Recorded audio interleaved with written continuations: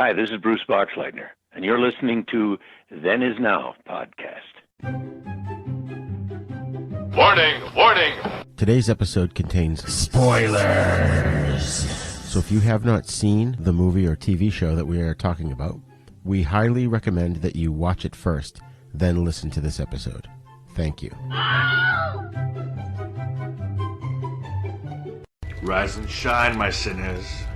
When Father Evil starts his day, he gets a little deadly.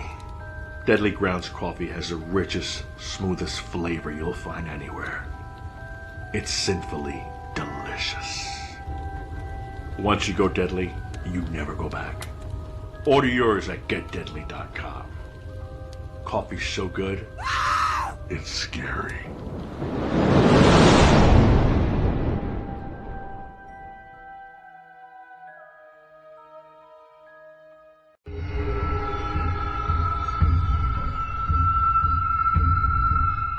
Welcome to 13 Days of Hallowtober.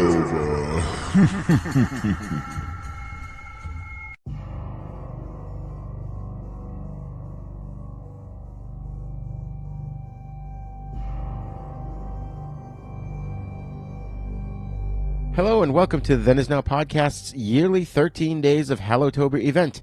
I am your host, Re-Gor, and joining me today are frequent guest co-host Spency and our new frequent guest co-host, My-Kill. Welcome, guys. Hey. Hello. How you guys doing? Good. Good. Awesome. Okay, so we are continuing our yearly event called 13 Days of Hallowtober. Our theme this year is vampire movies.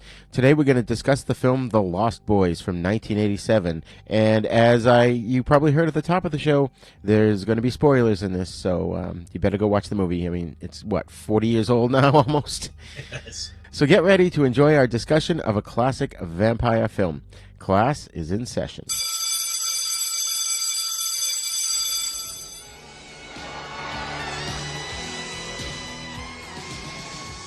Michael and Sam have just moved to Santa Carla, California.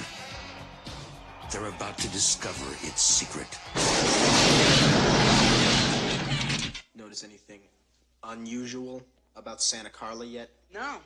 It's a pretty cool place. If you're a Martian. Or a vampire.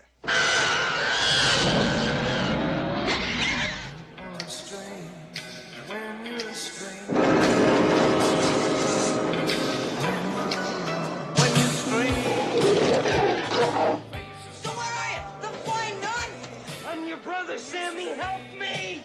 Stay back! Stay back! What's happening in the star? Get yourself a good sharp steak. Drive it right through his heart. You're a vampire, Michael. My own brother, a damn blood-sucking vampire. Oh, you wait till Mom finds out, buddy. When a vampire bites it, it's never a pretty sight. Michael, they're coming! Oh, shit!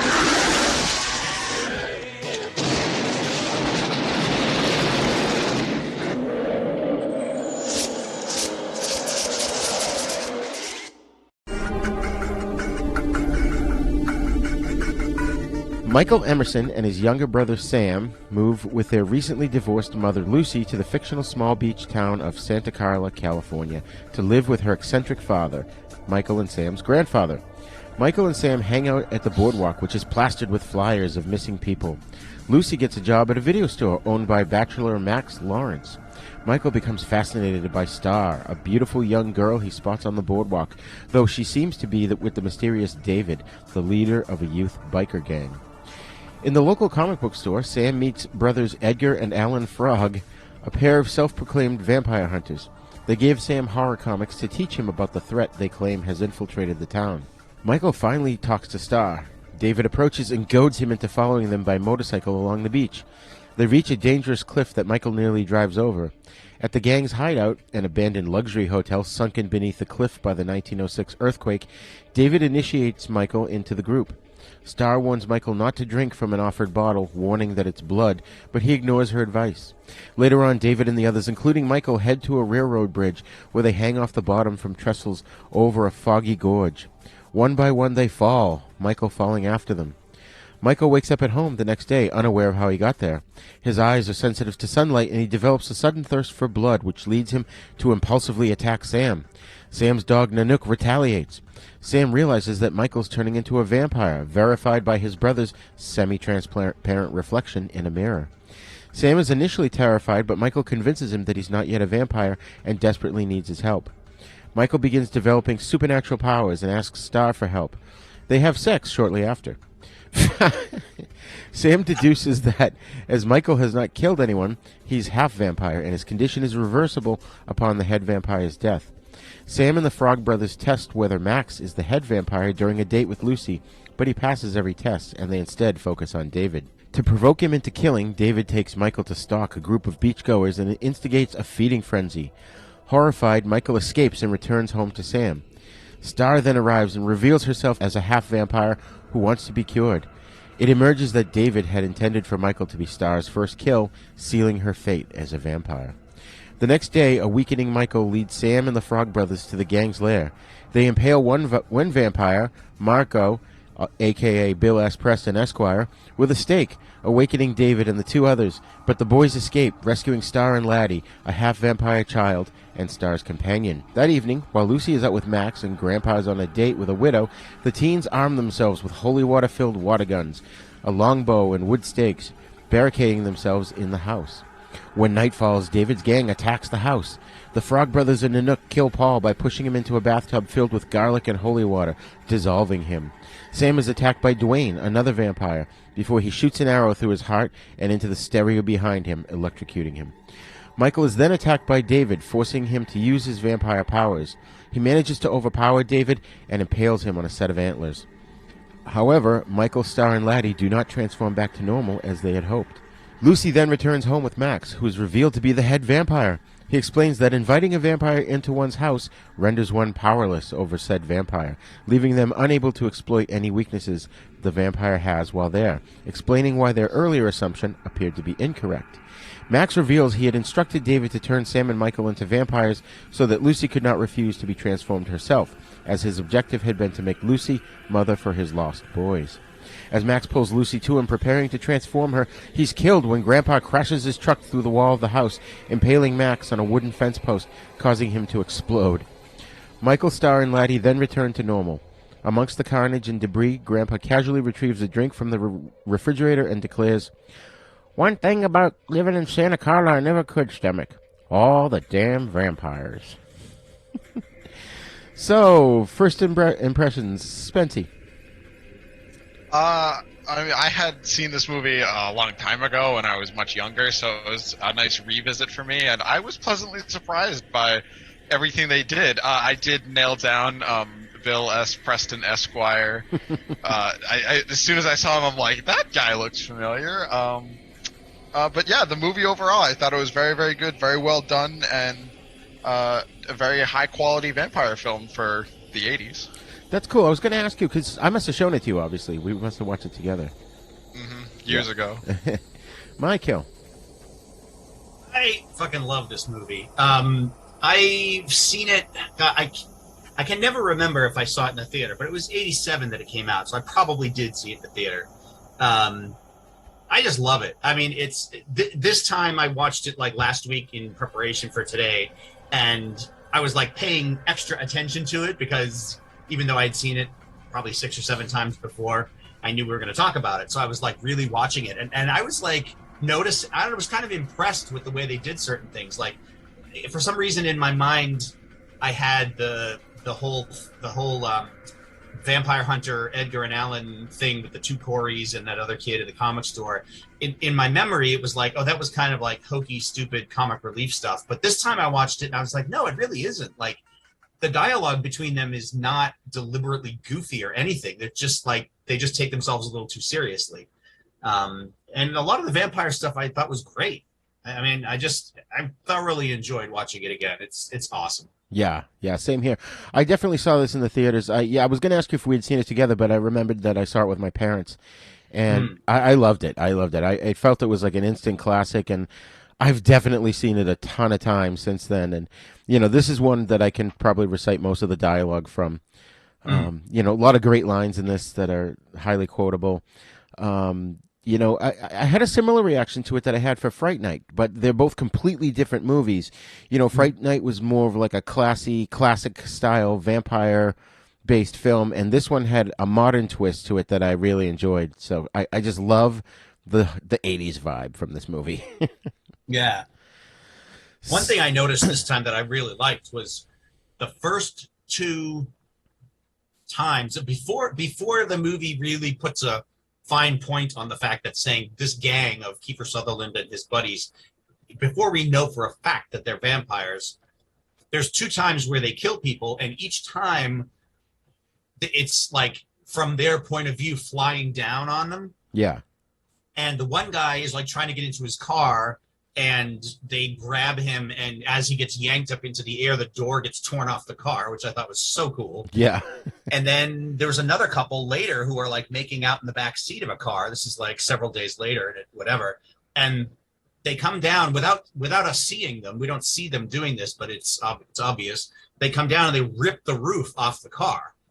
Yeah. And then they pull the people out and like take them, whatever, eat them or whatever. And I just thought that was so cool. Like, I don't remember. Yeah, I was just really impressed by that this time around, because I just love it when characters have super strength, and any display of that makes me happy.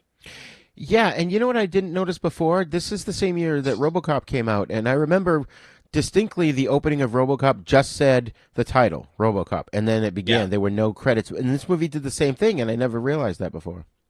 Huh. I'm pretty sure. I didn't even notice it this time around. Yeah. I'm not gonna lie to you. I forgot Kiefer Sutherland was in this movie until I saw his name. I'm like, hold on a minute now. I know that name. I don't remember him being in this movie. And then I saw David, like the lead vampire of the Lost Boys, and I'm like, oh, that is him. Okay. Yeah. So you've answered my question there, Spence. I guess they did have credits at the beginning. No, they started with the title and then the credits. I noticed this. I thought it was funny. In order of it was alphabetical order that they had people. They showed people's names in, and it was just at the very bottom. So like the movie is playing, but there's a little bit of credit there, and it's just the actors. I think there's a couple of the major behind the scenes credits, like director. Oh yeah, the Richard Donner was an executive producer. That's right. On this, yep. I caught that one too. I thought all the Lost Boys, the actual gang, they all gave me Draco Malfoy vibes. Each one of them in their own special way just reminded me of him with their like smug smile, but also like the slick back blonde hair. Yeah, yeah. Very funny. I love the hairdos in this movie, man. It's so 80s. I know.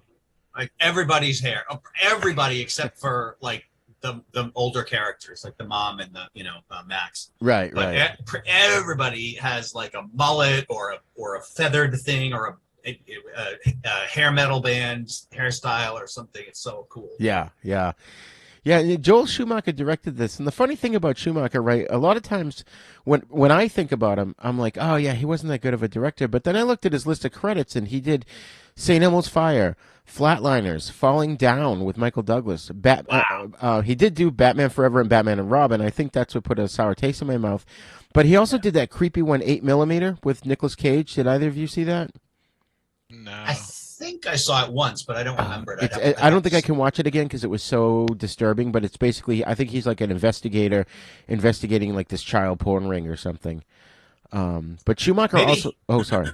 No, go ahead. Oh, Schumacher also directed Phone Booth and just a bunch of others. And, it's funny because I wrote in my notes, I'm like, I don't understand how he can have so many good movies under his belt and then make 2 shitty Batman films. Well, I was going to say maybe he's one of those directors who, if the script is good, then he can do a lot with it. And if the script sucks, then he just sort of goes through the motions, Yeah. I was gonna say that. I'm like, there is a level of accountability on the writer's part of most movies. Well, sorry, go ahead.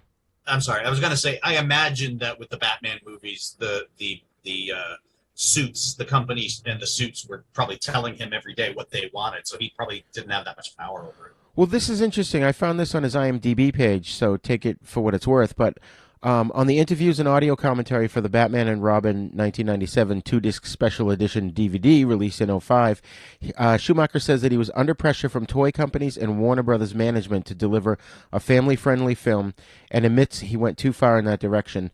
But he took full responsibility for the end result, and at one point during the interview, he flat out apologizes to fans that were disappointed.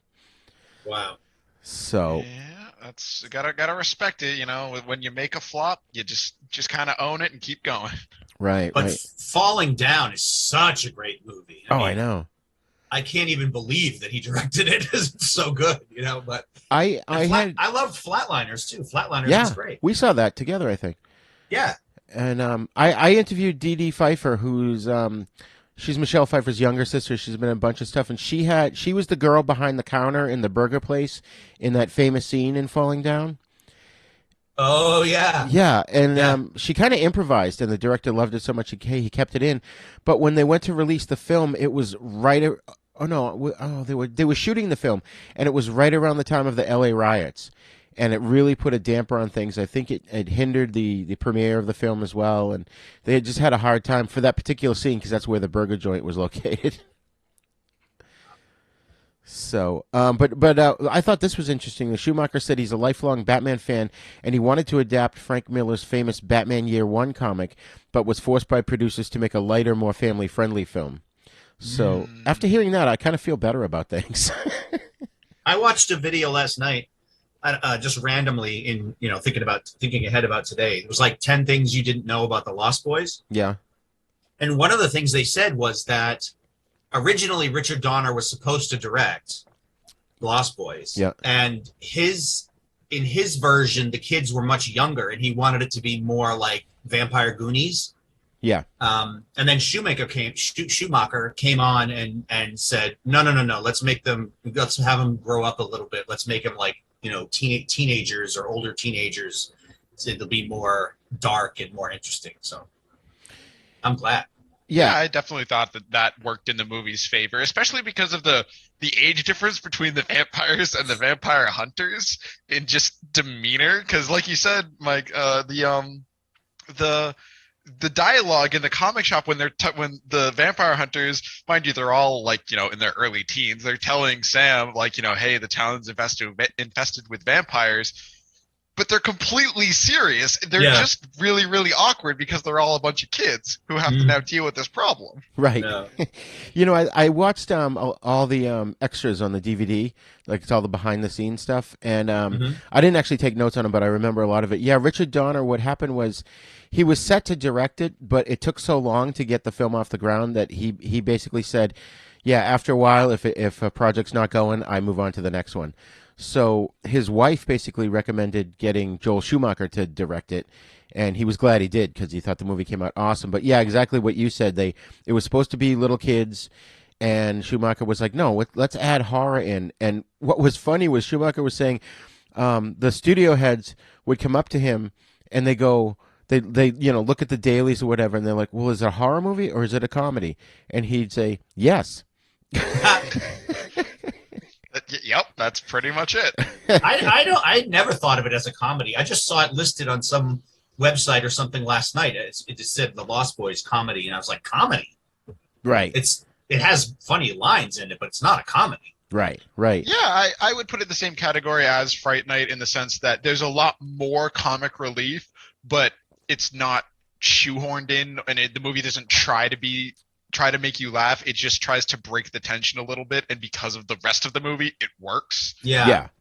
And all the characters only say things that they would really say. Not like a lot of lines that are just thrown in for the pure sake of being funny. Right. And he said what made it funny too was he said Schumacher said that, or actually Corey Feldman said this because he was on part of the interview, that when he sat down with Schumacher and to discuss what his character was all about, Schumacher basically advised him to go and watch Rambo and Chuck Norris movies and some other action star from the era, and he's like, and I want you to meld them all together and become a new character based on that. And he absolutely directed the Frog Brothers to play it serious. Uh-huh. So And that's where the headband came from, I think, from Yes. Rambo. Yep. Yeah. I loved it. I thought that was so funny, especially when he's like, "Yeah, we staked the one that looks like Twisted Sister." Yeah. Oh my God, so many. And I think good ones. Richard Donner, after he ditched Lost Boys, I think he went directly to Lethal Weapon. Yes, he did produce Lost Boys, but he produced it, yeah. Yeah. But he didn't direct. But I think I believe that they said that he directed Lethal. He had time to do Lethal Weapon because he was off Lost Boys as a director. Right. Schumacher, one other thing I thought was interesting was he directed the music video Devil Inside, which is the NXS song. Oh, cool.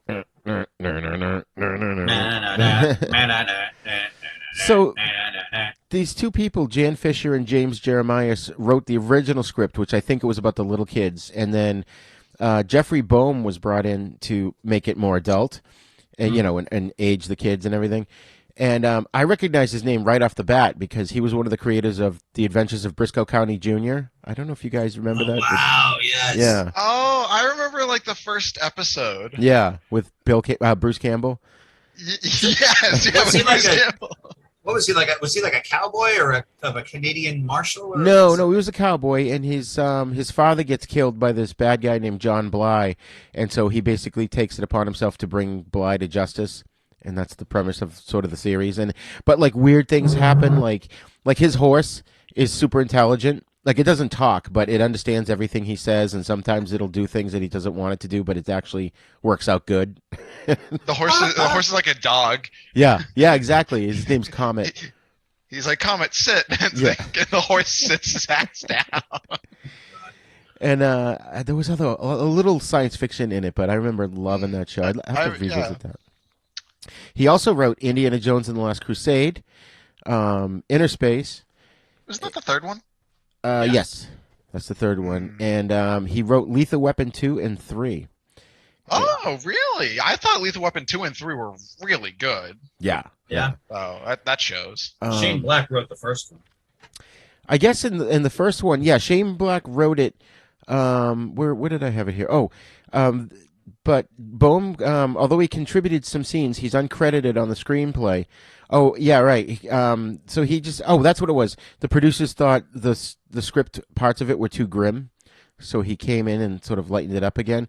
And then for Lethal Weapon 2, Shane Black submitted a script, and it was again rejected as being too dark and too violent. So I guess in Black's original script, the Martin Riggs character dies, so Boehm was hired again to completely rewrite Part 2. I heard that too, that he died. Yeah. And then I guess Spielberg had Boehm come in to write the next draft of Indiana Jones and the Last Crusade, and George Lucas agreed. And this is funny. Boehm felt some nervousness going into the process. He joked that, quote, "The battlefield was littered with writers before I came on the scene. There were 4 or 5 before me. Each writer had their script next to them covered with blood." Yeah. So, and then Spielberg came up to him and basically said, "You want to get real rich?" And Boehm says, "Yeah, why?" And he goes, "I think you should do the next Indiana Jones movie." Oh, wow. The poor guy, though, I mean, what's his name? Schumacher died at age 80 in 2020. And poor Jeffrey Boehm, he died of heart failure in 2000 from a rare lung disease. And he was real young. I forget. He was like, I think he was 38. Fuck. So that kind of 38? sucks. Yeah. You know what? Let me confirm that. What year did he die? Did you say the year 2000? No, Schumacher 2000. died in 2000. And Boehm died... I'm sorry. Schumacher died in 2020. Boehm died in 2000. Okay. So, yeah. No, I didn't hear the year on the Bowman one. Oh, that's so fine. I thought you were saying he was 38 in 2020, and it's like, what? I'm sorry. He was 53. No, you were right. He was 53 in 2000. Oh, he was 53. Yeah. Wow. Still young. I know, huh? To be dead. I mean. Yeah. Yeah. So let's jump into the cast here. So we've got Diane Wiest, who played Lucy Emerson. She won an Academy Award just prior to doing this for the film Hannah and Her Sisters, which I think was a Woody Allen film. Yeah, I think so. I think Michael Caine was in that too. But before I tell you who she was, what she was in, I want to see if you guys know what movies she was in. Oh shit! I know I've seen her in a million things, but trying to pull it pull it out of my brain. Okay, she was the lady in Edward Scissorhands that finds him. Oh yes, at the beginning and takes him to the neighborhood. She was also in Footloose. Yes, of course, Footloose. Yeah, and that movie Parenthood with Steve Martin, which the only thing I remember about that is we went to see it with John Enos, and the movie was like well over 2 hours, and at the end he stands up and he goes, "Oh, thank God, I got to go to the bathroom."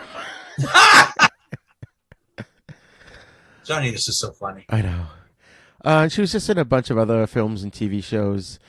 Then we've got Edward Hermann, who played Max. The big thing I remember him from, and I always remembered him because I thought it was ironic about his name. He was in the TV movie Here Come the Munsters from 1995, where he played Herman Munster. Oh, no way! Yeah. Oh, I can see that now that you said that. I can imagine him doing that. Yeah. Yeah, he's got the size, the size, and even his face a little bit. But he's another guy who was in a ton of stuff. He was in Purple Rose of Cairo, which again I think was a Woody Allen film. Overboard, the one with Kurt Russell and Goldie Hawn. Oh. And he just did a ton of stuff. But the one thing that stood out to me was, I don't know if you remember this at all, Mike. You might remember this, Spencer. There was a Wonder Woman TV movie in 2011, and I just remember it being fucking horrible. He was in that? Yeah. He didn't play Wonder Woman, though. But I don't remember. Unfortunately. You could probably pull it off. Then we've got... I remember hearing there was... Oh, go ahead. No, go ahead. No. I was going to say, I remember hearing there was going to be a Wonder Woman TV series, but that was a few years before the Gal Gadot movie. Oh, yeah. And I remember that was like, she didn't really look like Wonder Woman, and the costume was weird. Like, we saw these like early photos, and I'm not even sure if the pilot ever aired. I think they just scrapped it. Yeah. But anyway. So Jason Patric, he played Finch. I mean, Michael Emerson. Do you get that reference, Spence? Wait, who played Michael Emerson? Jason Patric. He played, and you said Finch. I get the reference. So Michael Emerson played a character named Finch on a show I love called Person of Interest. Yeah. It's basically him and Jim Caviezel stopping crime in New York City, but the premise of the show is a little bit more complex than that. But that's what it is. What do you mean he played Michael Emerson? That's his character in The Lost Boys. In The Lost Boys. Oh, that's funny. Their last name is Emerson. That's so funny. When I first read the synopsis, I was like, "What the fuck?" That's weird. That's so funny. I didn't know the Finch reference, so I'm glad Spencer explained it. I'm sure you've seen Michael Emerson, My-Kill. He's been in tons of stuff. He was in Lost. Yep. What else was he in? Oh, he was in the first Saw movie. Oh, the little guy with the glasses. Yes. Yeah. He's very good at playing really wily characters. Yeah. Yes. Oh man, when he was on Lost, I hated him, and the characters would always beat the shit out of him. He's also been in that show Evil pretty recently with Mike Coulter and yes, what's her name? Yeah, I forget what her name, but yeah, that was a show I only watched the first 2 episodes because I just didn't have time to put it into my schedule. But I'm gonna have to revisit. It's good, but it's not like earth shattering. Yeah. But I always thought Jason Patric was gonna go on to be sort of a Keanu Reeves level star. But that didn't happen. Yeah, I just, after this movie, I was like, oh, this guy's going to be a huge star. But he was in Speed 2 Cruise Control. That's such a good name for a sequel to Speed. I think the premise, I only saw it once, and after I died laughing. I think the premise is it's like a boat that can't go over a certain speed or it'll blow up or something stupid. That's pretty great. Oh, yeah, I don't know. I wonder what happened. Like, Jason Patric must have had like a bad agent or something at the time, because The Lost Boys was such a huge hit. You would think that he would have gotten a lot of good offers, I know. I mean, he did the movie Solar Babies before this movie, and that was sort of his breakthrough, which was about a bunch of kid astronauts. I don't think I ever saw it. His acting in this movie was really, really good. I mean, there was a point in the movie where I was kind of expecting the movie to go like full 80s tilt, because he comes through and he starts turning into a vampire. He turns into like this like moody teenager who's got sunglasses on inside and giving attitude to everybody. I'm like, all right, you're really turning into a shit character. But as the movie progresses, he's like, shit, I don't want to be like this. This isn't me. And then I'm like, all right, I'm getting into it. So his character, I thought, was very well executed for what they were trying to do in this movie, and he did a fantastic job, especially with his facial expressions in the background. Right. Yeah. And this is so many good scenes with him, but I'll bring those up later on. Of course, the late Corey Haim played Sam. He died in 2010 at age 38 from pneumonia. I always heard it was like a drug overdose or something, but interesting. He had a lot of issues in real life after a while. But him and Corey Feldman. Sometimes, yeah. No, go ahead. Sometimes. Sorry. I was gonna say sometimes pneumonia is like happens concurrently with other things going on in the body, and so maybe they said pneumonia, but there might have been more than one thing happening at the same time. Right, like narcotics could probably bring on, like, weaken his system and weaken his. Yeah, it's just right. Huh. Yeah, him and Corey Feldman, and Mike, you may remember, they acted together in a bunch of films. The one I really loved, I thought was hilarious, was License to Drive. They were also in Dream a Little Dream together, National Lampoon's Last Resort, and he was in. That's a good title. Yeah, I don't think I saw that one either. I'd be curious to check that out. But he was in one of the Lost Boys sequels, The Tribe. He might have been in both. I didn't see it on his IMDb. I think he's in both. Yeah. Okay. I feel like it would make sense. I haven't seen any of the sequels to these movies, but if you're gonna make a sequel to these movies, you have to follow the vampire hunters. Yeah. Unfortunately. Yeah, and I haven't seen them. I want to see them now. Actually, I heard they weren't all that great, but you know what's interesting, Mike? I kind of had forgotten this fact. And Spence, you would love this movie, which I don't think you've seen. It's called Stephen King's Silver Bullet, and he played this young kid in a wheelchair having to deal with a werewolf. Interesting. Do you remember that, Mike? That's pretty cool. My-Kill? Did we lose him? Oh, no, I'm back now. Sorry. Do you remember that movie? I heard you say Stephen King, and then I lost you. Oh, so what was Stephen King's Silver Bullet? He was the kid in the wheelchair? Yes. Yeah. I was so pissed about that movie because I had read the novella before the movie came out. The book was so awesomely illustrated, and of course it was written well. But like the werewolf in the actual movie was this big, puffy, weird-looking guy in a bear suit. It just I hated it. I forgot about that. Bernie Wrightson did the artwork in the book. Yes, so good. That brings up a good point, though, about something The Lost Boys and a lot of movies that you can tell they're well directed when they do certain things. Like when you see vampires from the first person perspective, it definitely achieves the goal of, we know that the main character is being stalked right now, or they're going to do something horrible, but we don't have to see everything, so they don't have to like waste their budget on effects that they don't actually need just to set the tension. Right, exactly. Another interesting thing is I always wondered when they fly, are they in bat form or are they just people flying? Because you don't really, you hear like this faint kind of like high-pitched sort of sound in the background whenever they're flying, like you said, from their point of view. Like a bat squeal. Yeah, like a squeal. Right, exactly. And then when they're hanging, when they're in the thing sleeping, they're hanging, their feet look like they have claws on their feet. They're hanging upside down. But I was always wondering if like they wanted to show them with big wings and they just couldn't afford the budget or something. Yeah, they didn't say anything in the behind the scenes. I'm all in favor of them, pulling a Jaws and not showing us until really closer to the end what everybody is capable of and what it looks like for them. And I'm perfectly fine with vampires have had weird powers. The whole vampires flying thing without, the transformation thing just always threw me off, even as a kid. I'm just but hold on. Wait, are they just kind of floating there? I don't know. My brain was always thinking about at least a level of the science. Obviously it's a fictional movie, but I'm down with it. I thought it was pretty well done, especially later on as we got to see things progress and we actually got to see things progress. Like at the end when Michael is still a vampire and he's like pissed, he's like, it didn't work, I'm still changing, and you can see his eyes and his fangs as he's like now has to deal with this affliction even more than he thought.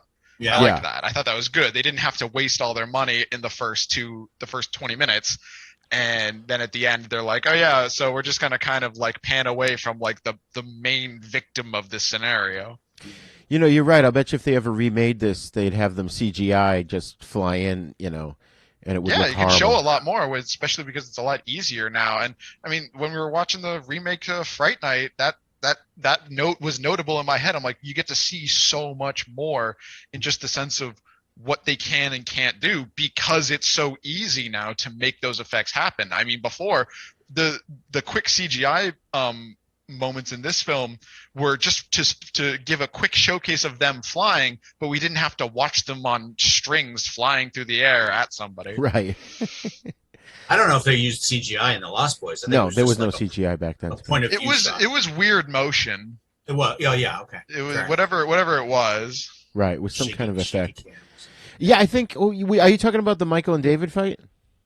Yeah, I thought that fight was awesome. The quick moments where you get to see them like fighting midair, and then finally it cuts to these close-ups. But they've been doing that the whole movie, so I'm like, this is totally in line with the style. I enjoyed it. I thought that was really fun. Yeah, that's awesome. I didn't actually look at the effects, how they did the effects in this, but I gathered from watching it, and I always kind of thought that they were on wires in front of a green screen at some point. But yeah, that's probably what it was. It just, to me, like the green screen gives the same visual effect of what CGI does. Right. Yeah. Right. Sometimes, not all the time. It looked good though. Like it didn't seem to have. Well, maybe because the cuts were quick or something. But I don't remember noticing like a halo around them when they were in the air or anything. It looked pretty clean. It was super, super quick cuts, and I thought that was really well done. Of like, you get a quick moment of seeing the motion, acknowledging what happened, and they don't linger on it, and they get to continue on with the plot progressing. And I enjoyed that. I thought it was very well done and well executed. So then we move on to the great. Oh, I'm sorry. Did you have something to say? No, go. I was going to talk more about the ending, but we'll get to that because I have some things to say about the flying. So we do move on to the wonderful Corey Feldman as Edgar Frog. I always love this guy. You know, we grew up with him, me and Mike. Awesome. Yeah. And he was born in 1971, so he's pretty much our age. Wow. So I already told you that, Schumacher asked him to watch a bunch of Rambo films and stuff. But I didn't even have to go to IMDb at first to look at it, to write his credits down, because I remembered him from Mork and Mindy, Love Boat. He was on an episode of a show called Open All Night, and I just remember it was hilarious. Like, he was on trial or he was a witness or something. It was about a convenience store that was open all night and the wackiness that ensues. And I just remember him, like, finally breaking down on the stand going, all right, I confess, I did it, And he's like this little pipsqueak on the stand. And of course, who can forget that he was Tommy Jarvis in Friday the 13th, the final chapter. Oh, yeah. Oh, that's crazy. Which he also had a cameo at the beginning of part 5, if you remember that, where he's in the rain watching Jason do something. I don't remember. I don't think I ever saw part 5. Oh, you didn't miss anything. Of course, he was in The Goonies. The Goonies and Stand By Me. And he was the neighbor in The Burbs. I don't remember. That's right. Yo, Rumsfeld. I thoroughly enjoy him doing the little, like, deep, gruff, like, action movie voice. Yeah. Like, there's vampires in Santa Carla. And he's like 5'2". Right. Yeah. You reminded me of something I was going to say earlier, Roger. In Kiefer Sutherland plays the bully in Stand By Me, right? That's right. Yep. And I always felt when I watched, I think I had seen Lost Boys before I got around to watching Stand By Me on video. And whenever I watch Stand By Me, I always feel like it's the same character. Like he was this punk jackass bully, and then at some point he got turned into a vampire and moved from Maine to California. Well, and Corey Feldman was in that too. Did he get bullied? I don't really remember that film. I don't remember exactly. I think I only saw it once, actually, twice. Oh, he was funny in the Goonies, and of course he was the voice of Donatello in the original Ninja Turtles film. Oh, he was? Yep, pork rind. Oh God, perfect. That's so funny. He really did steal the show every time. It's like we don't ride with vampires, and then they look at each other like, okay, maybe we do. We do now. We do now. Yeah. You were saying earlier about the Corey and Corey, they were in a lot of movies together. The video I watched last night said that Lost Boys was the first one. Yes. They were in together. Yeah. Yeah. I never knew that. I saw an article that said, how they got together and how they ended up working quite a bit together, but I only saw the title. I didn't actually read it, so you're welcome, listeners. Yeah, right. Nice, thorough investigation. We did our homework. Yeah. He also reprised the role of Donatello's voice in Part 3 of the Ninja Turtles, and he did voices for the video games as well as the 2013 cartoon, but in that he played a character called Slash. Oh. And the one interesting thing I saw on his IMDb was that he's in Goonies 2, which apparently is slated for the year 2027. Shut up! Oh my God! So man, he did a great job in that movie. He will do awesome in that movie. Can't wait to see young Corey Feldman coming back in 2027. That's amazing. They do a Jeff Bridges on him and make him look younger. Yeah, right. They probably could make him look like a child again. Then we had Jameson Newlander, who played Alan Frog. He was in the Blob remake in 1988 with Kevin Dillon was the main character in that, and he was in the Lost Boys sequels, and that's about it really for him. I have a question about this movie overall. Were the parents ever like actually people? Because they just did not fucking move the entire movie. They looked like mannequins to me. I thought at first I'm like, okay, they're there, and then you look back and they're in the exact same position we left them, and I'm like, are they just a front for these two kids to go vampire hunting? I don't know. I didn't actually notice. What were we talking about? The frog parents. They never showed up once, and you'd the think frog parents. You'd think if they're like, okay, cool, you guys are part of the family business now, saving people, hunting things, the family business. But lo and behold, they're just going to sit there high as a kite and do nothing while the kids go deal with all of the vampires in Santa Carla. And I don't know. It just kind of threw me off. I'm like, they must not be real or something. There must be something there. That's funny. Yeah, the writers probably just didn't want to deal with those characters, so they just made them inert. That's actually something else I want to applaud this movie on, is none of the characters that were established were left out. None of the characters that, like we didn't, it wasn't like Fright Night where we just kind of like lost track of the mom at some point and got a loose explanation that she's working nights now. The mom was very much involved, and they did a great misdirect with Max being the last guy, because I was like, I remember thinking, I'm like, oh wow, he totally could be like the main vampire. That's crazy. And then like none of the effects on him worked. I'm like, all right, cool. Yeah. Well, I guess that's just a red herring. And then he showed up at the end, and then they're like, not Max.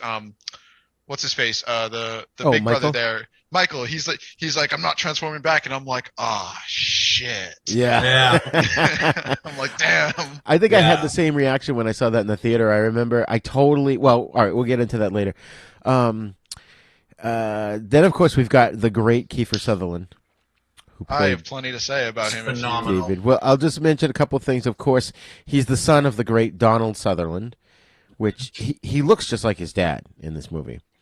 A young Donald Sutherland, which I thought was. But awesome. I never thought about resemblance, but I guess you're right. Yeah. We could do a show not only on Kiefer but his father too. I mean, Donald Sutherland, Invasion of the Body Snatchers, and that's the only Donald Sutherland movie that I can think of that I've seen for sure. Oh my God, he's been in so many. What pisses me off about that movie, as just a quick soup tangent. I guess. Well, spoiler. That's a spoiler. All right, never mind. Okay. Of course, when I look at him now, to me, he's Jack Bauer from 24. Well, you say that, and you're right. He's got plenty of amazing film credits, which I'm sure you can list out. But he's also got an amazing amount, surprisingly, of voice acting credits, and some that I have named. I'm like, wait, I know that guy's voice, and he did it in a couple of video games. Yeah. Who'd he play? He was in a couple of the Call of Duties. He was in Call of Duty. My favorite role he'll ever play is in Call of Duty World at War. He played Sergeant Roebuck. Now, in this game, it's World War II, so you're going through, but he's basically the Marine sergeant that you report to, so he's got most of the dialogue and all this stuff, and he's ordering you around. And there's a whole point at the beginning where your commanding officer essentially gets killed, and it's this big thing that was really, really sad. You couldn't stop. And later on, Sergeant Roebuck, he's running through, and I still have some of his voice lines running through my head, and I'm like, I know this is Jack Bauer. And later on, he eventually gets killed. But there's this weird like moment before he gets killed, because he essentially gets duped by some people who are trying to surrender, and they end up killing him.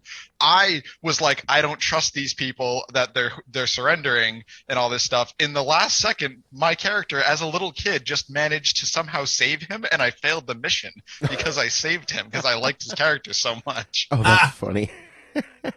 He's got a couple other amazing credits. He was in one of the later Call of Duties as Gideon Jones. It was a very minor role, but it was still there. He played one of the major bosses in the Metal Gear Solid 5, which had 2 parts to it, but he played Big Boss, also known as Naked Snake, which I'm not quite sure what that means, but I think he's just playing different versions of a Solid Snake and stuff like that. And the last one that actually really matters, he was in Monsters vs. Aliens, fun fact. Which one was he in it? He played General W.R. Munger, Mr. Warmonger. I did not know that until I just read that. He voiced the general, is arguably the funniest character in that movie. So I was shocked to read that. And he's got a few other ones that are much smaller. He played Jack Bauer in 24 the Game, and stuff like that. And he has a couple other ones. He played Jack Bauer in The Simpsons. He had a couple other ones in that. Yeah. So I love Kiefer Sutherland, and I was just looking at him the whole movie. I'm looking at him like, you look the same even now. I'm like, what the hell? Oh my God. I remember watching Phone Booth. I think I didn't know when I went in to see Phone Booth whose voice was going to be on the phone. And as soon as I heard it, I was like, oh, that's Kiefer Sutherland. He's got such a distinctive voice. It's great. Oh man. It's just so funny though. I just loved Jack Bauer. To me, he'll always be one of the best heroes because he would stop at nothing. Like, the city's in danger. A nuclear bomb's going to go off. He's got a guy tied to the chair, and the guy won't talk. So he yanks a cord from a lamp. It's still plugged into the wall, separates the wires, and starts electrocuting the guy until he tells him what he wants. That's awesome. So, at the end of 24. Yeah. What? At the end of 24, there's this amazing moment where he goes into this building and he has to fight a bunch of bad guys in there. And then they don't show you the fight. They just show this line of bodies. Yeah. There's like 7 or 8 bodies. And the last dude is dead next to a fireplace with a fire poker sticking out of his chest. Yeah. And you see Jack Bauer just standing there like breathing like, okay, where do we continue? And I remember that as a kid thinking, yep, that's Jack Bauer. That was such an awesome show. How many seasons did that show have? I forget. It was like 5? I can look at it real quick here. Oops. It was a decent amount. Oops. Hold on. I'm sure you guys are going to doubt it when I say this, but I've never watched that show. I get it. What? I need to watch it. I saw bits and pieces when it was on, and I always thought, oh, that looks interesting, but I never took the time to sit down and watch it. I would say the show is very well written because of the concept of 24, where they have 24 episodes, and each episode is an hour in the same day. So it's very well written, and the plot progresses very effectively, and they don't have to question travel time X, Y, and Z, because if it takes 7.5 minutes to get somewhere, that's a big part of the episode. Right. And they'll do a lot of stuff like that in the commercials. So if he's like, all right, we got to get to the White House or something, they cut the commercial and then cut back. I love that. I love the premise of that taking place in real time. 24 Live Another Day, that's the one that came out in 2014. That was sort of a revival of the show. There was a couple other ones. There was another 24 series that was a couple years after that. He was also the designated survivor in the show Designated Survivor, That's which right. I actually enjoyed, and I don't really care for political thrillers all that much, but I thought that was a very, very good political thriller. Yeah. Because he wasn't, badass Jack Bauer was going to go in and fire poker a few dudes. He was this politician who was just so moderate. Everyone was like, if he needs to become president, we're all okay with it. And it happens. Right. I'm trying to see. It says episodes, 195 episodes. Oh, 8 seasons over the course of 9 years. That's impressive. Yeah. And it's like, you watch the show wondering, when the hell does this guy ever go to the bathroom? Gotta the save most the tired man on earth. Right. Yeah, Mike, you should add that to your list. That's a show I might want to revisit because it's so good. And in this movie, I thought he did a fantastic job. And I liked him at the beginning when he really didn't say anything. And it was just like, Michael and Sam, and like Michael's like, now has to like discover girls and all this stuff. And Kiefer Sutherland's character, not until much later does he start talking, but he's like a really very much Draco Malfoy-esque, like social contract, like type big bad. He was definitely the leader of his gang and all that stuff. Except he's not as cowardly as Malfoy. Oh, absolutely not. He actually was like ready to go toe to toe, and he knew, he was very smart about things. Right. And honestly, he actually just got outsmarted, which made me feel better about the whole movie. Once again, to applaud the writing, is none of the characters in it were lost to something that was particularly stupid. Every vampire movie I've ever watched, there's always this level of arrogance that the vampire has, like they're definitely going to win, they can tear you apart limb from limb. So it was nice to see a vampire actually have to fight somebody who had similar strength to him and then subsequently get pummeled for it. Right. Then we got Jamie Gertz, who played Star. You might remember, Mike, that show Square Pegs. Yeah. She was in that. Oh, yeah. And that was the one with the kid. Of course, his name's on the tip of my tongue. He played Kirk's son in Star Trek 2. Yeah, I know who you mean. Yeah. Blonde guy? Yes, yeah. Square pegs, Yeah. square pegs, square pegs. I don't know his name, but I can see him in my head. Yeah. It's like right there. But anyways, she was also in Solar Babies with Jason Patric. She was in 16 Candles, which I kind of blocked that movie out. I was forced to see that because I was with a bunch of friends. I don't think you were there, Mike, and we were supposed to see something, and it got sold out, and one kid said, let's go see this movie, and it was a Brat Pack movie, and I'm like, no, I don't want to go see it, but I went and saw it. I don't remember it. 16 Candles in the theater? Yeah. I don't think I saw that in the theater today. She was in Twister, too, which I saw in the theater. Yeah. I got to say, when I was watching Lost Boys this time around, she's such a non-character star.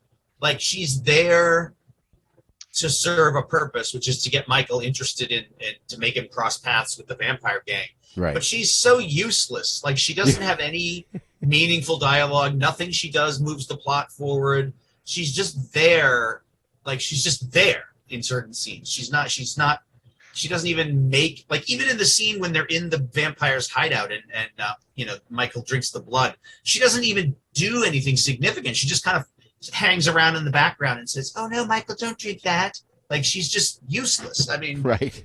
I like though once again that they kind of gave a loose explanation that she was also a pawn in this whole scheme, and that they probably would have ripped her and her little I guess that's her sibling. No, I think he was brother. just another kid, laddie. His picture was on one of the milk cartons because he was missing. Yeah, they probably would have ripped that kid apart too. So I agree with you that she should have done more, but at the same time, I kind of liked that after a certain point, she was like, wait, Michael might actually be able to resist this to some extent or escape or something like that. And when she comes to visit and fucking Sam's like hiding under the covers, like, she's one of them. Yeah. Oh, shit. Oh, shit. And he's just like just yelling things out as they're having a conversation about what just went on. And I'm like following their conversation. Sam's under the covers. He's like, yeah, if you kill the head vampire, you turn back. And he's like worried they're going to turn and like attack him. Yeah. But see, that's an example of a scene where it's funny because of the way he's doing it, but the fact that he's panicking and the stuff that he's saying is on track with what he would probably really do in that situation. So, right. It's funny, and I agree with you, Spence. It's enjoyable, for that reason. It kind of cracks you up, but I like the fact that they didn't overdo it and have him just being like goofy, Right. Yeah, he wasn't a weird character. He was, as relatively normal as you can get. He had his quirks and all that stuff, but like, when you don't know what to do because now you're like, oh shit, now I've got two half vampires in my room that want to have this serious conversation about events I've never heard of. One of them's my brother and his like pseudo girlfriend. Oh shit, what do I do? Right. Panic. Hide under my bed covers. It's the most reasonable thing you can do. Right. I really like the line in the beginning when he meets the Edgar and Allan in the comic book store. I think it's the second time he goes in, maybe, and Corey Feldman says, "Here's a vampire comic. Our number is on the back. Pray you never need to call us." Right. And Corey Haim looks at him and he goes, "I pray I never need to call you." He just humors them. I liked also the at first I really didn't like the Frog Brothers. The very first time they show up, they're kind of dickish and really obnoxious to him.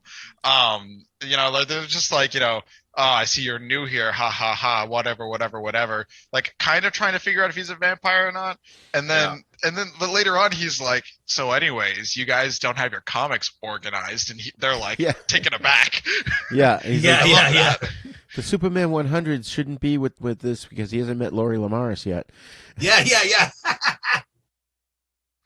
And the looks on their faces were really, really well done. Like, did this kid really just show us up in our own store? Right. Like, uh-oh. So the only one of the actual Lost Boys, other than Kiefer, that I wanted to mention, of course, is Alex Winter, who played Marco. He also played Bill S. Preston Esquire in the Bill and Ted trilogy. The one thing I found that was interesting for him, Spence, you'll appreciate this one. He directed a bunch of stuff, including the 2 live-action Ben 10 movies, Alien Swarm and Race Against Time. Oh, yeah, he directed them? Yeah. That's cool. I think they were okay. Yeah. I mean, it's a hard concept to follow, especially when you have a bunch of episodes to put on the big screen. Yeah. Were they theatrical movies? No, they were made for TV. It was based TV. on a cartoon called Ben 10 about this kid Ben that 10. finds this alien watch. Yeah, I know. Oh, you're familiar? Yeah, Okay. and he can turn. Yeah, I always thought it was a cool concept, but I never actually watched the show. Yeah. The best part of that whole show is the fact that like the uncle is part of the Plumbers, this like intergalactic police force. Yeah. That's the best part.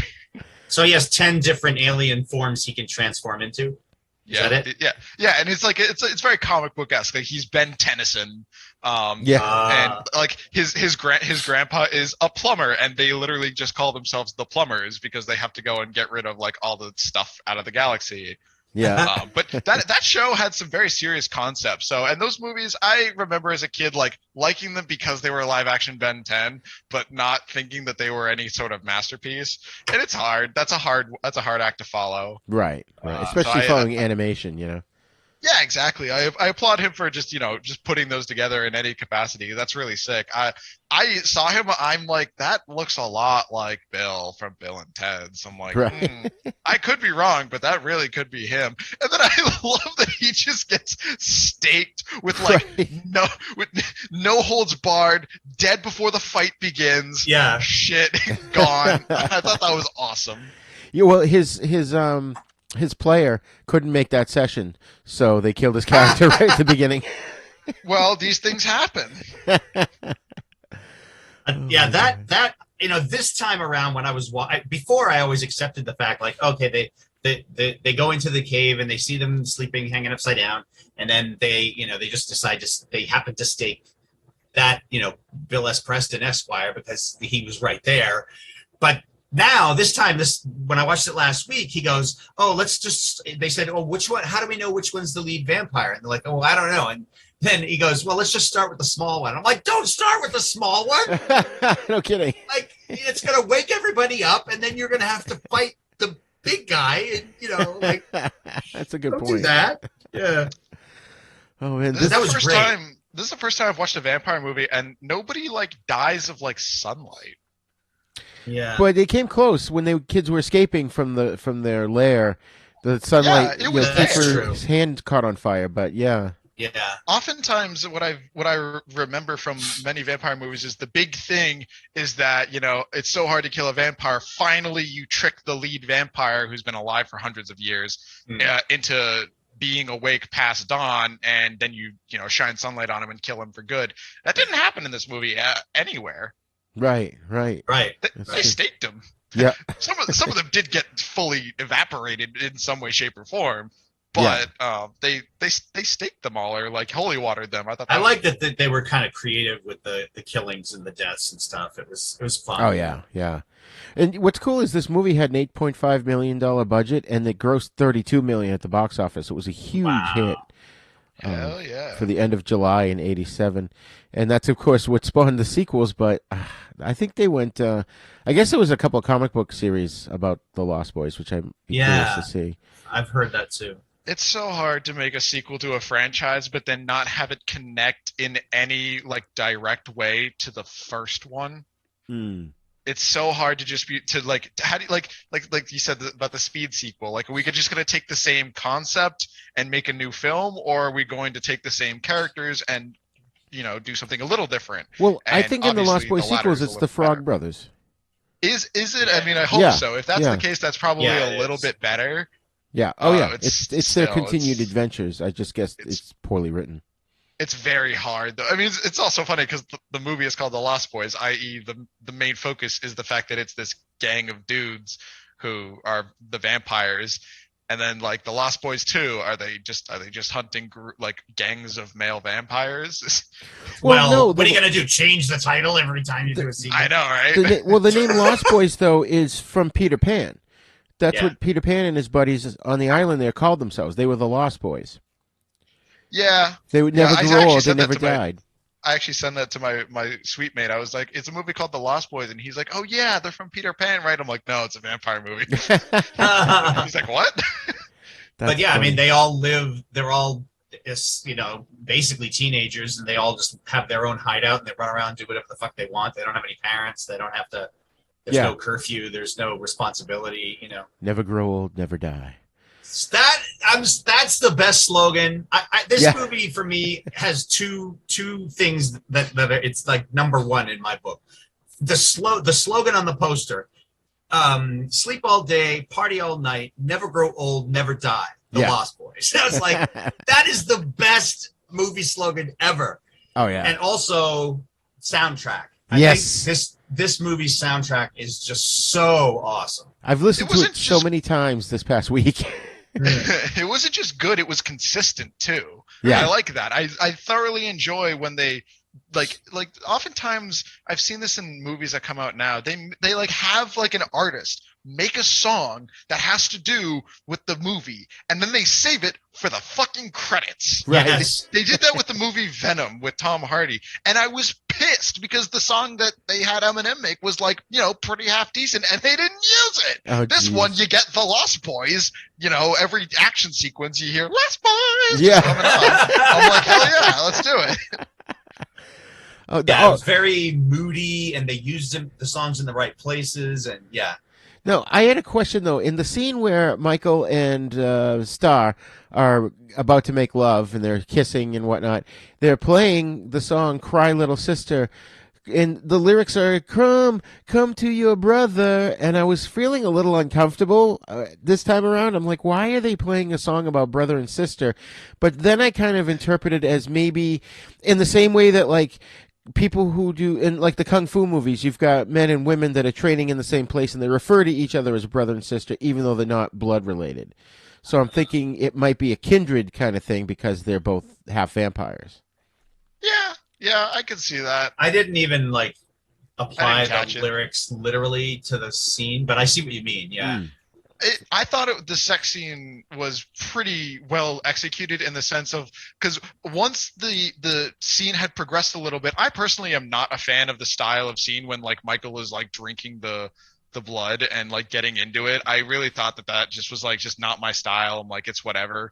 It's not all that bad. But when the sex scene came on, and by the time I was like, okay, we can move on from this. I understand the situation. They cut to the next scene. Yeah. I'm like, yes, thank you. That's exactly what you do. You just have the quick snippet, and you're good. Yeah. I say that all the time when I'm watching a movie, especially if there's a sex scene or something. I'm like, okay, we get it. They fuck, move on. And it's funny. And the deleted scenes on the Blu-ray, it's literally one of them is them two like kissing for 5 minutes. It's like I can see why they cut that out because, like you said, they didn't need it. All right, we get it. They're gonna have sex and then move on. Yeah, like it actually had it had a bit of impact on the plot because they do establish that she was supposed to kill him at a certain point. So like I was perfectly fine with them with it being there because it did actually make sense in the purpose of the plot that David was kind of setting up this like catch-22 of one of them's going to kill the other and they're going to get another part of their gang. Now I would have liked to see that if there had been, for the audience, at least a brief bit of like, is she really interested in Michael, or does she have this ulterior motive of like, she sort of wants, like, part of her is turning into a vampire and she wants to feed. So yeah, she's attracted to him, but maybe once she, her heart rate picks up, maybe she starts like really trying to fight off the urge to feed on him. And that it would have been, I think they could have done something with her character and it would have been, right. more interesting. Yeah, I see your point. It wasn't all that bad. I mean, they did kind of establish that, she was just kind of like weak-willed in the sense in that the moment that she's not sitting around with David, that she actually has a bit more agency in what she does and how she does things. Yeah. Now, the question I had about the scene where Michael drinks the blood, and you've got blood in a wine bottle, and it hasn't been refrigerated, so why isn't that blood congealed? It's vampire blood, bro. It's magic, man. Oh, no, actually, that makes sense. You're drinking David's blood. Okay. I didn't even think of that. Well, I thought, again, I hate to keep referencing this video I watched the other night, but the guy who did that video, I don't know if it's stated anywhere for sure, but he seemed to think that it was Max's blood in the bottle. Oh, maybe. Probably. Either way, it was definitely vampire blood, because if any blood would work, could you imagine that they're just like, you just need to go out and drink something's blood? Like, it really doesn't matter. No, it's definitely vampire blood. Doesn't either Star or David tell Michael at some point that it was David's blood? Oh, maybe. Well, she just says, yeah, he says, blood. my blood is in your veins. Yes, he does say that. Yes, you're right. Yeah. I thought that was interesting.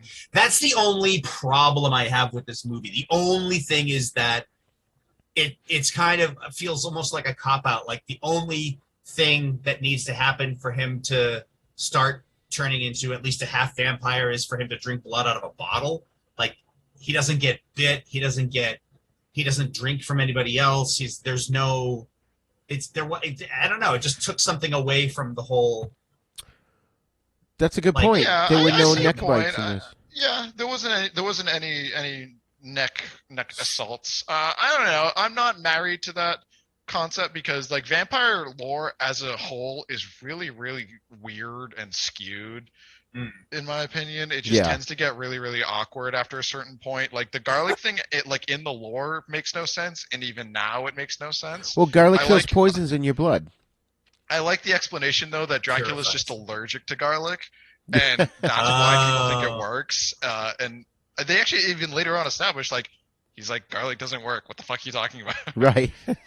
Garlic doesn't work, boys. Oh, man. It's funny, though, too. I just wanted to backtrack a little bit. We were talking about the fact that The Lost Boys is also a reference to The Lost Boys and Peter Pan.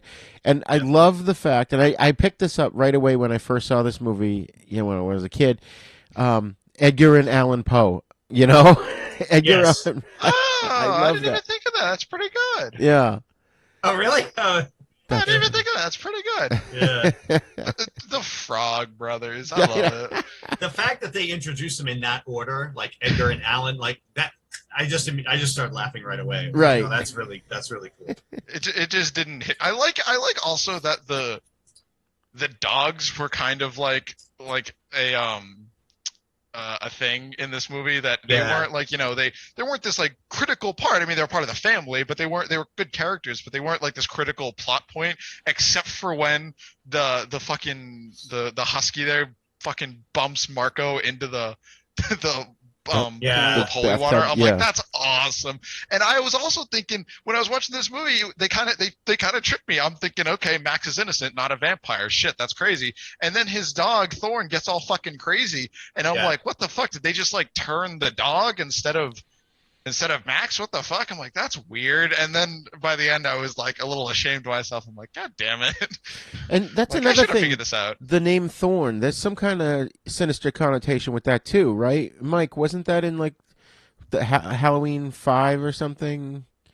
Or The Curse of Michael Myers, where they explain the cult of Thorn? I don't remember, but I wouldn't be surprised. Yeah, that sounds. Well, you saw the Halloween movies, right, Spence? Thorn. I haven't seen. I don't remember 4, 5, and 6. It might have been 6, yeah. I don't know. Well, anyways, I always feel like there's some kind of supernatural connotation with the name Thorn. There was something else, too, and I forgot what that was. But, that's what I was going to say. Why didn't Nanook growl at Max when he was invited in? Was it because his powers were nullified by having been invited in? Or, yeah, I think his weaknesses? the whole vampire aura was gone once Michael invited him in. Right. I think that they were a little. They're always movies that use dogs are always a little inconsistent. Yeah. They always kind of forget, like, well, why didn't the dog notice this first, or why didn't how did they sneak up on the dog, or it's. But they did establish that he had a reflection, they did establish that was a thing and that his powers were nullified. There's actually part of the Vampire the Masquerade thing is it is the fact that the older you get, the more powers you have, and the more powers you have, typically the stronger they are. So I imagine that if you're some elder Nosferatu level vampire, you can probably turn your shit off for even animals to not really notice you. Yeah, well, and also, like we said, he was invited in. It nullified his weaknesses. Yeah. So, in the beginning, Thorn growls at the Lost Boys when they come into the store. That's right. And he says, "Thorn, be quiet." But I think it's just he simply knows that Max doesn't want them in the store. So when they come in, he's like, "Yeah, get out of here." Oh my God! All right, now here's one that I always thought this was odd from the first time I saw it. So the Lost Boys are on the motorcycles, and they're basically almost kind of storming the house that Michael and Sam are in, but not really. They're somehow terrorizing them, creating wind, shining their headlights in them, and then they're gone. Do they fly away and carry the motorcycles with them? I did notice that. I thought that was kind of weird. They did that a couple of times where I like actually that they incorporated the motorcycles and all that stuff as part of their gimmick for when they were hunting people. Yeah.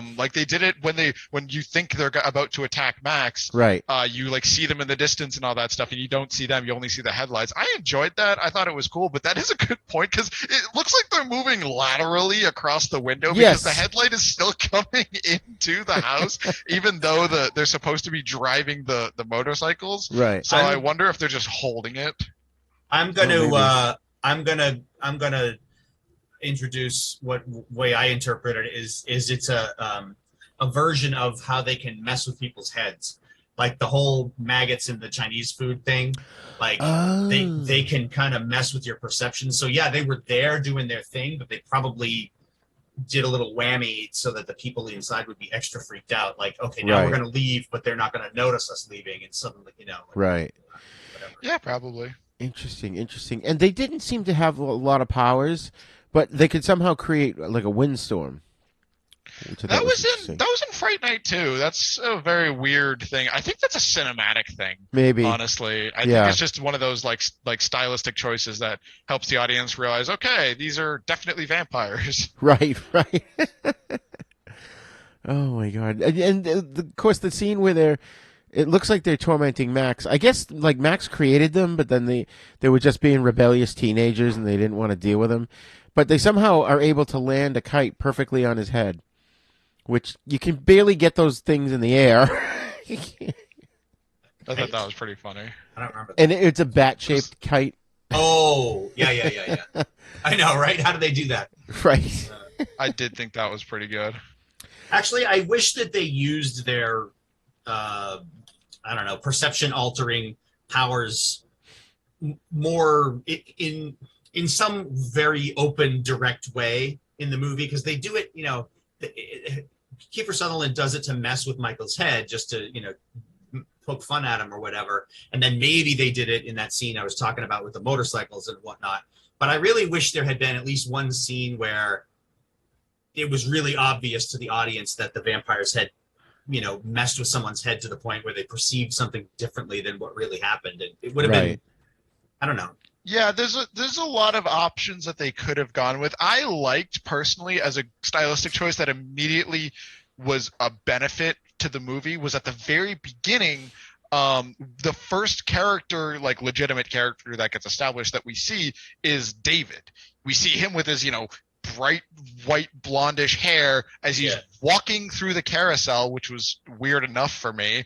And then he like walks by this like girl who's like super attracted to him, and her boyfriend starts to like pick a fight. Right. And I thought that was.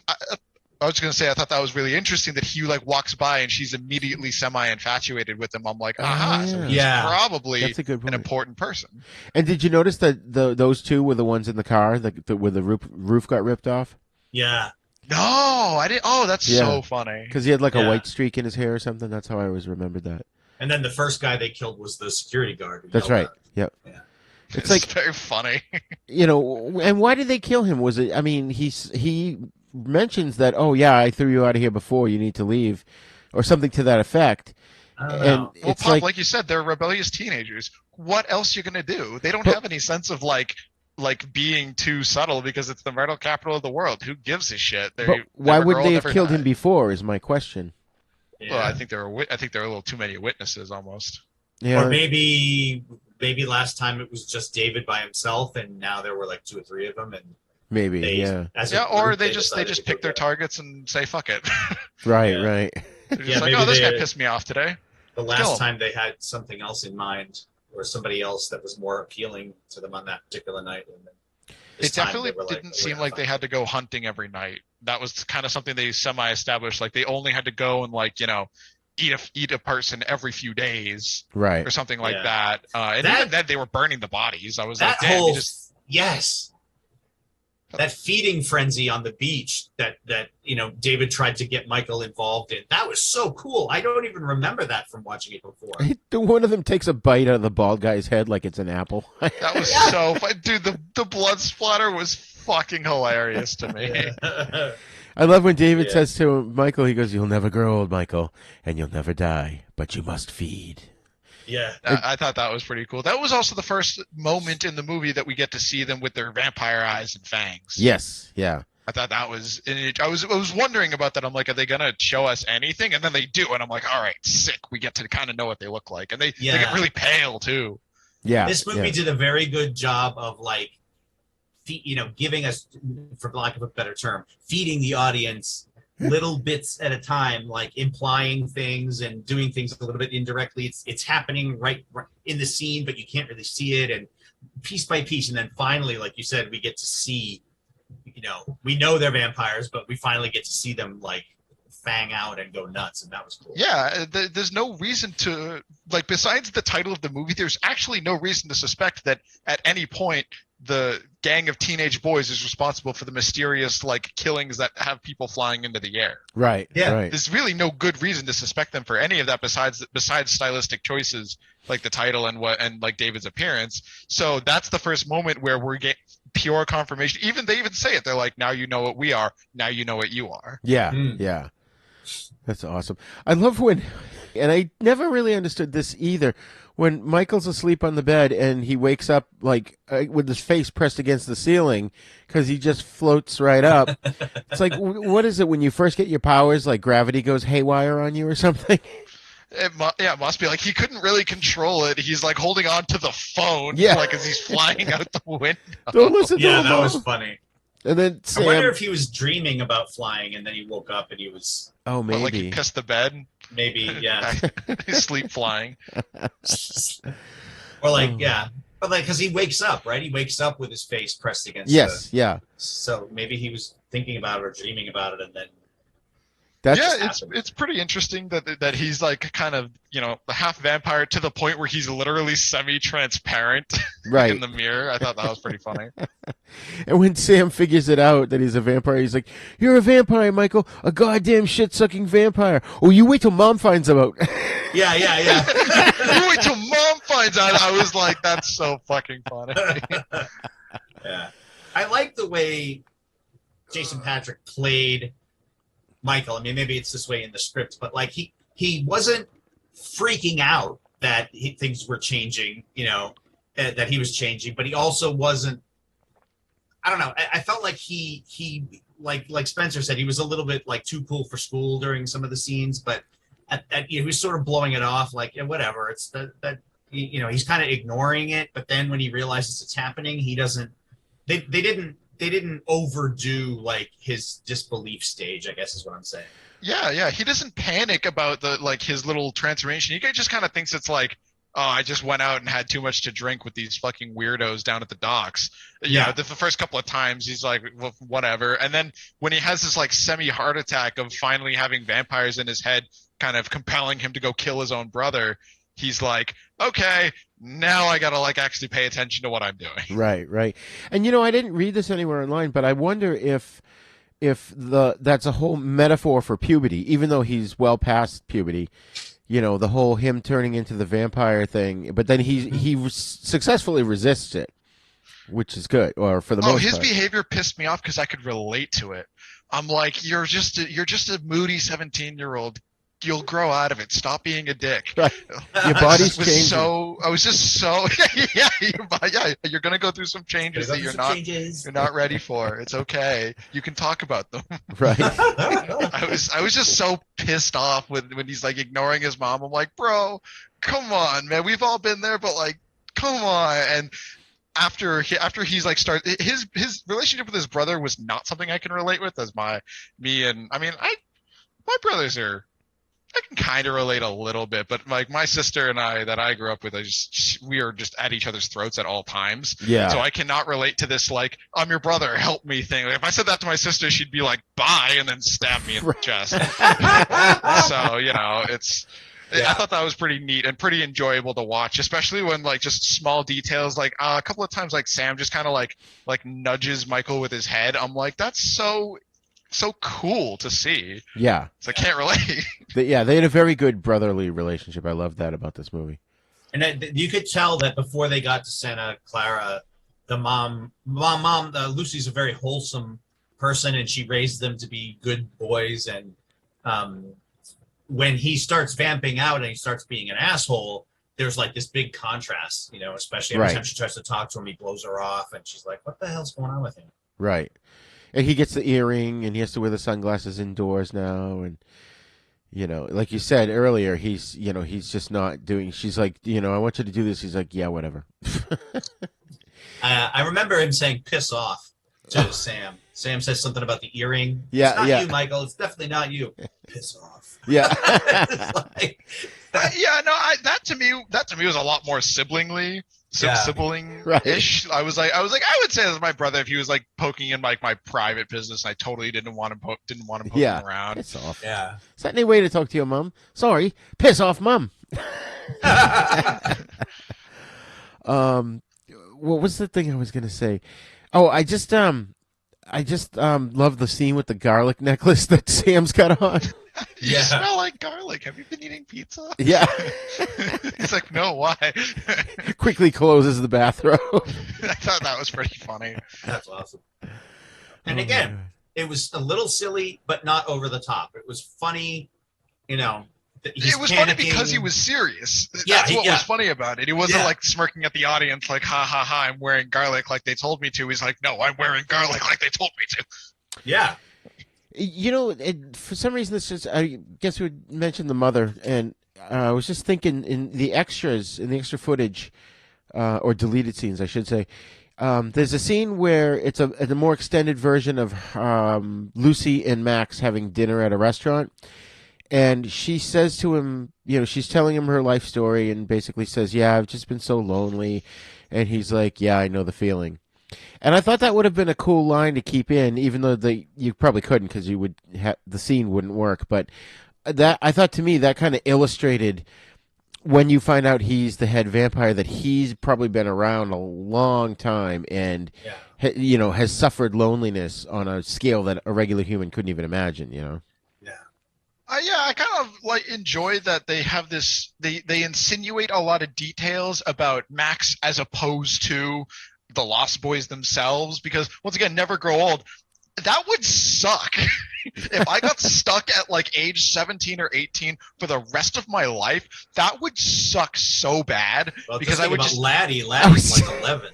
I was just gonna say that would be worse. Right? Like that would suck so bad. So I found it really interesting that he kind of has this like adult view of things, like he wanted to, ingratiate people into his little family there, whereas they just wanted to go and just like kill people because it was fun. Fuck shit up. Yeah. I thought that was very interesting. I'm like, yeah, you guys probably wouldn't be my friends, but I mean, I kind of get it. Yeah. I get the sense he wanted to like mentor them, but then they became such a handful, and he was like, "Fuck." Right. Boys, on, guys. he contradicts himself because he says something like boys need a firm hand, and then at a later point he says the opposite or something, like they can just grow up. What is it? Boys need a mother. Yeah, he says that. Oh, maybe I'm thinking of the deleted scene because he contradicts himself and says, "Oh, boys work better on their own" or something like that. And Lucy's like, "Oh, you just said a while ago that they need a mother, you know." Oh. But I'm glad they kind of didn't keep that in. It definitely would have hurt his little message there of like, you gotta discipline these boys, otherwise they're crazy. And she's like, yeah, sure, whatever. My boys are fine. And then you find out that his kids are the fucking gang going around killing people. Like, okay, yeah, I get it. Oh man, there was a lot of tense scenes in this. Like I remember when I first saw it, the scene where Michael almost drives over the cliff, and then the scene where they're hanging from the things under the train tracks, that scared the crap out of me. I was like, oh my god, what the hell? How are they going to get out of this? Yeah. And even then, at that point, we didn't know they were vampires, and I remember wondering, how is he hearing their voices?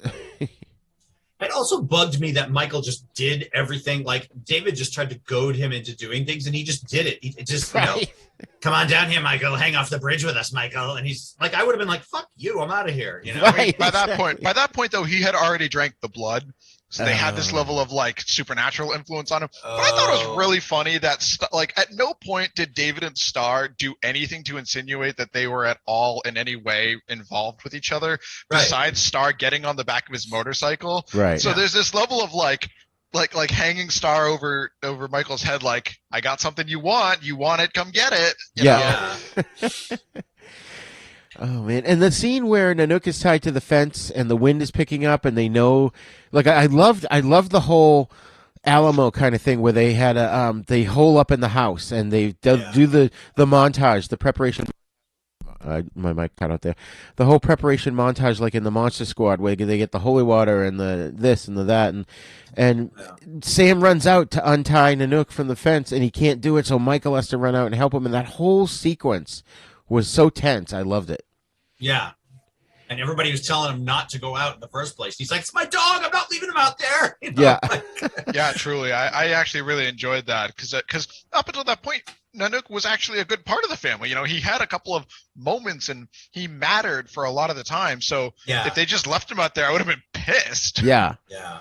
And then there's a shot, I think it's after that scene, where they get into the house and they're all heading upstairs. And Corey Feldman does this thing where he kind of he's still in motion, but he turns and looks to make sure there's nothing behind him. And I just loved the way that was shot, like the dynamic action of the characters in that scene. Mm. Yeah, little things. There's little things that... Their fight in that... Go on. I was going to say they're carrying Laddie and Star into the house. That might have been the scene. And Grandpa shows up. And he's like, "Remember, you know the rule about putting gas in the car?" "No, Grandpa." "Well, you do now." Like he doesn't. That's it. So he knew. That's a great point of foreshadowing because he knew about the vampires. Yeah. He didn't question what they were doing. I also like that there's a level of, yes, he knew, but also more importantly, he knew that they would either figure it out or they're probably going to bring the vampires to his house, so he was going to be ready for it. Right. Yes. Which that I think that's... I'm sorry, go ahead. No, I wasn't sighing because of that. No, go ahead. Sorry, I keep like jumping in when somebody else is starting a sentence. That's fine. I like the final line of the movie. I like the way the movie ends, where like the fight is over and everything's, and they're like, okay, it seems like everything's going to be okay. And how do you end a movie like that? And then the grandfather just goes, "I always hated about living in Santa Clara, all the damn vampires." Like Lucy and Sam and everybody's looking at him like, "You knew?" Like, right. Why didn't you tell us when we got here? I was literally thinking, I'm like, how on earth are they going to beat this fucking max-ass vampire? He's so fucking powerful. Fucking Michael runs up to him, gets fucking thrown to the second floor. he's a vampire. He's got, I thought he was about to snap Sam's neck. I'm like, well, this is fucked. We're over. All right, guess this plot's over. And then you hear in the distance. No, and I was it was cheering. the cucaracha. It was. Right. I don't think it was that. I think it was the. It was. I because they played it twice because he beeped it at the beginning so you would remember it at the end of the movie. Yeah, they set it up really well. They do it twice during the movie, and then at the end you hear it coming. Yeah. Now, what I want to know is, all right, so now that we've established that Grandpa, that was a foreshadowing Grandpa, because I didn't even think of this before, because my original question was, how the hell did he aim the truck just right, knowing that one of the poles would go only to Max? Well, what's his name? Michael pushed Max into the pole as it was flying through the air, but he could have killed anybody in there, I think that's why he blew the horn. Oh. I think that's why he blew the horn to let them know, I guess, that he was... I mean, they couldn't have guessed that he was going to smash through the wall, but he blew the horn to let them know maybe that he was coming or that he was there. Right. And so the rest of them kind of just got the fuck out of the way. And I originally had a criticism that it was Grandpa who killed Max. It should be the main character that dispatches the main bad guy. But then I realized that Michael does dispatch him by pushing him into the stake. Yeah. So. And I love how, the stake goes into his chest and he goes flying into the fireplace, and it's like this big kabam! Yeah. It's great. Read the TV guy. Oh, sorry. Death by Stereo was yes. great, too. Death by Stereo was so awesome. And holy shit, it's the attack of Eddie Munster. Yeah. Oh, my God. Read the TV guide. You don't need a TV. Yeah. I remember when I saw that movie, that movie in the theater, when I saw it in the theater the first time, the Death by Stereo, I remember thinking, that was so over the top, but I fucking loved it. Yeah. The head explosion really caught me off guard. I'll admit. I wasn't ready for that. He was being electrocuted. I'm like, oh, man, that's crazy. Pop. Oh, shit.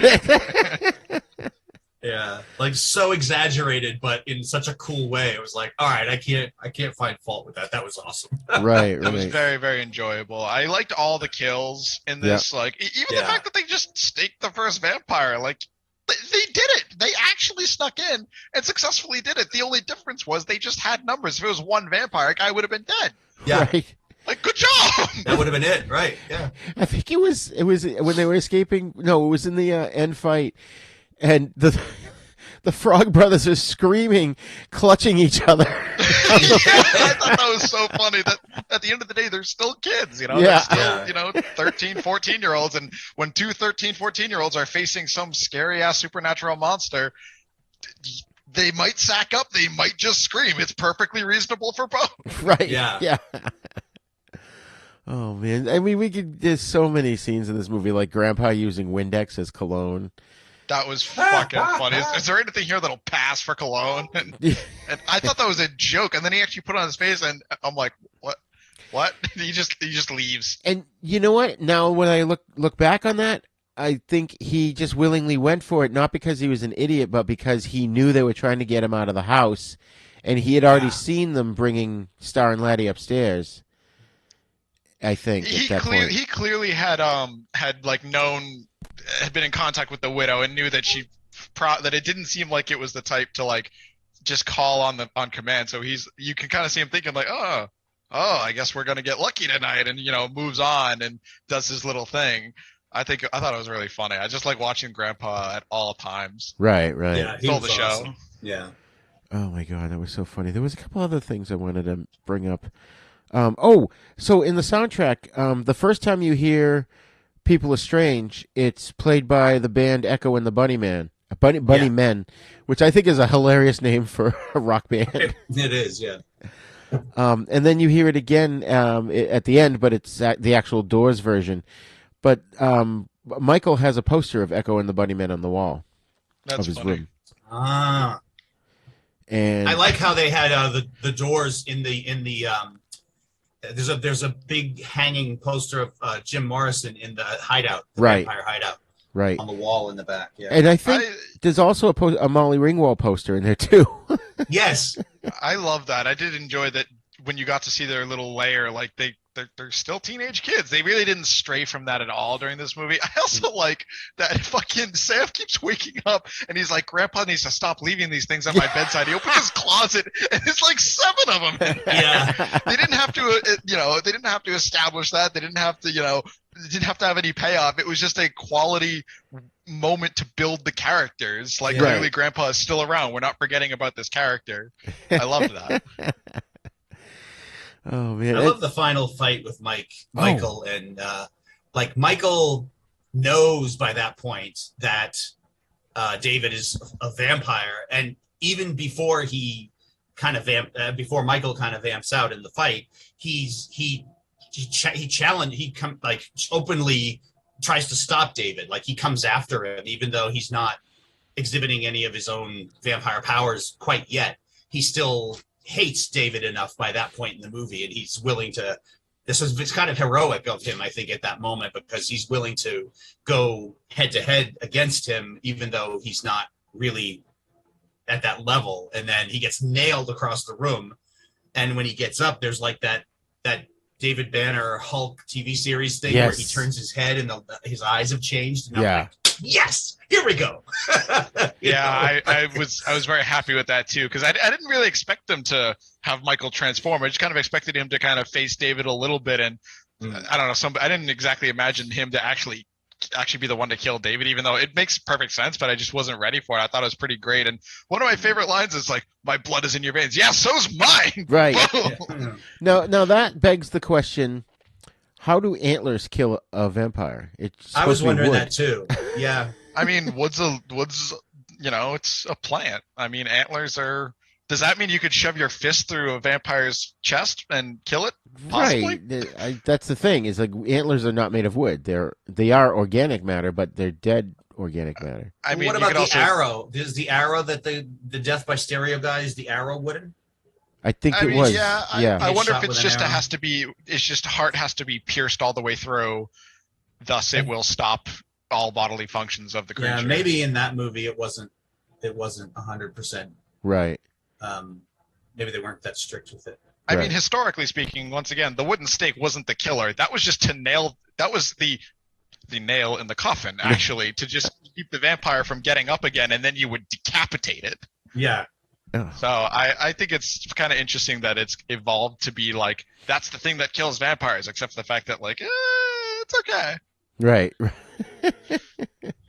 That fight between David and Michael is kind of on the short side, but it's still satisfying.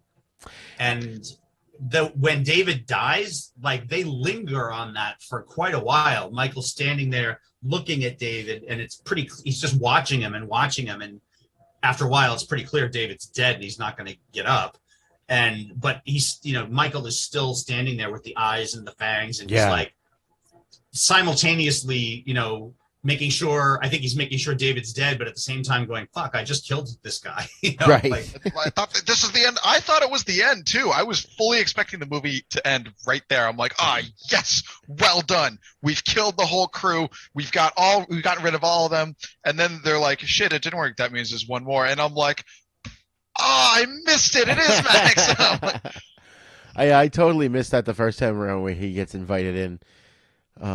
But there's another scene that was really cool, or another shot, I should say, where when Michael's, what's his name, Sam's in the tub, and Michael's hearing his heartbeat. He can't even drink the milk; it makes him almost puke. And then he hears the heartbeat, and he starts to get the bloodlust, and he goes up the stairs. And the shot is from the top of the stairs, looking down at him, and he's coming up, and he's in the shadow, so all you see is like a silhouette of him. And I just loved that shot. And then he steps into the light, like right in front of the camera. It was so cool. Yeah. And that's when Nanook starts growling at him. Yes. Yeah. I thought that was interesting that they kind of semi-established that Nanook can tell when you're generally speaking acting more vampire-y for whatever reason.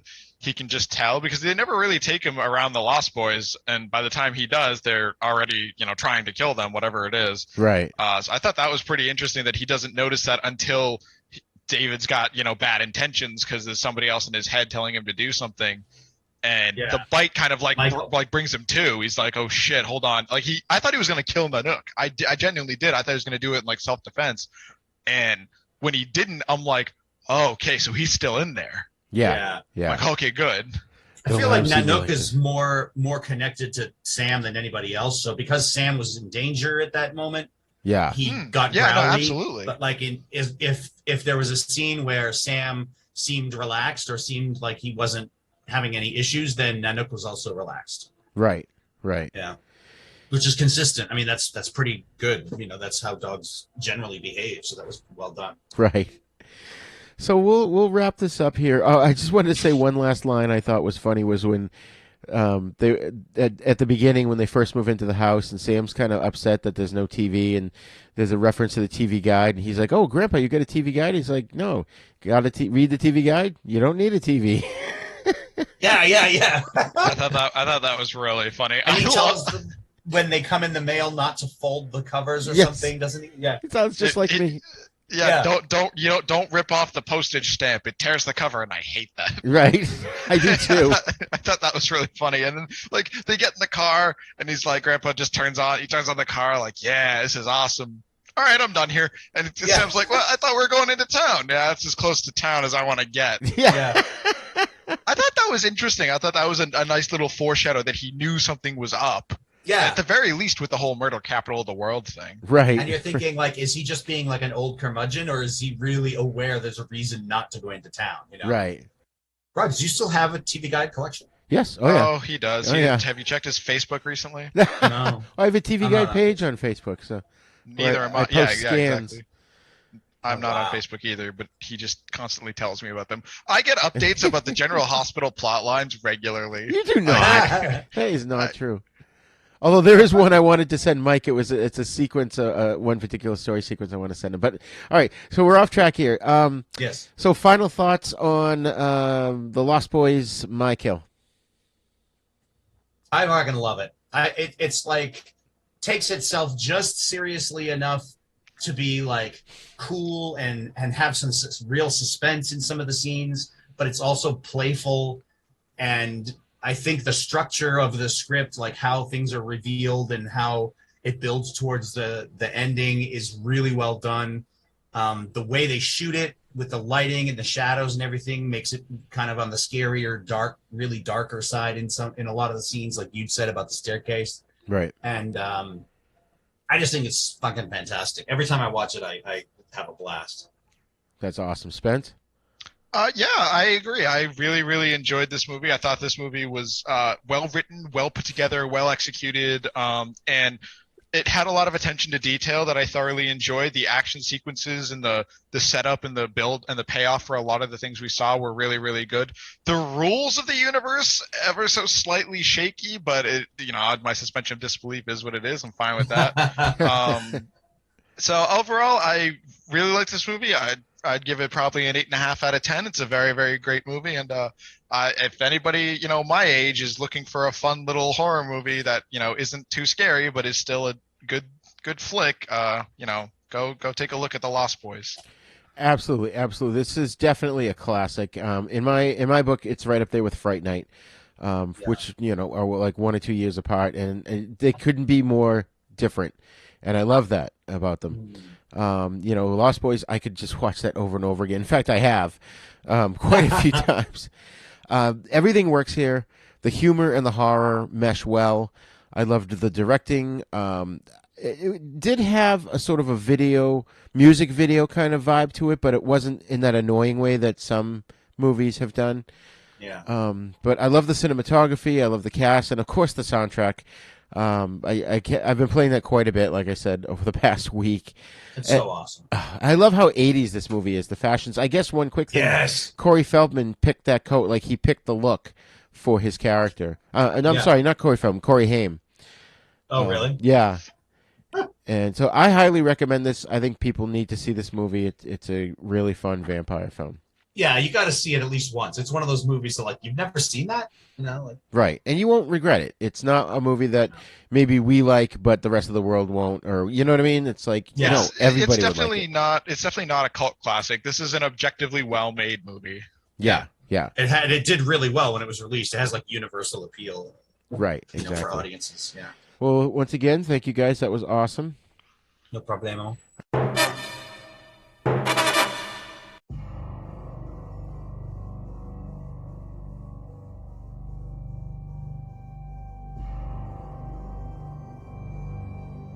Okay, folks, that's all the time we have for today's episode. Thank you for joining us for our special 2022 13 Days of Hallowtober event, in which we're discussing vampire films this year. I just want to briefly remind you that we've got a live streaming monthly series called The Fright Lounge, in which we discuss all horror media for seasoned horror fans, as well as those of you who don't know if you want to get into horror. We've also got a new podcast called The Cult Movie Lounge, in which award-winning blogger Robert Manell and I discuss all cult movies all the time. And here's, of course, our sister show, The East Meets the West, in which we discuss Shaw Brothers films and spaghetti western movies, all of which can be found at our website, Haven Podcasts, that's plural, havenpodcasts.com. And while you're at our website, be sure to click on our Patreon link and TeePublic link to help support the show. We've also got a YouTube page, so please go to youtube.com/user/UncleDeath1 and subscribe to it. And don't forget to hit that little bell so you get notifications when we put out new episodes. And of course, we want your feedback, so please email us at thenisnow42@gmail.com. And you can also join in the conversation at our Facebook Then Is Now podcast group as well. Then Is Now podcast is part of the Dorkening Podcast Network, so please check out the other great shows there at thedorkeningpodcastnetwork.com. That's right, folks, and all of those links, like I said, they're on our website as well as in our show notes of every episode, and we are on all the podcasting apps. So if you like our show, please go to wherever you download your podcast from and leave us a great review, because that bumps us up the list in the algorithm and helps more people to find us. Thank you for joining us today. Class dismissed. Then Is Now podcast is intended for entertainment, educational, and informational purposes only. Sounds, music, and clips played during this podcast are the property of their copyright holders. All original content is copyright Jupiter Media.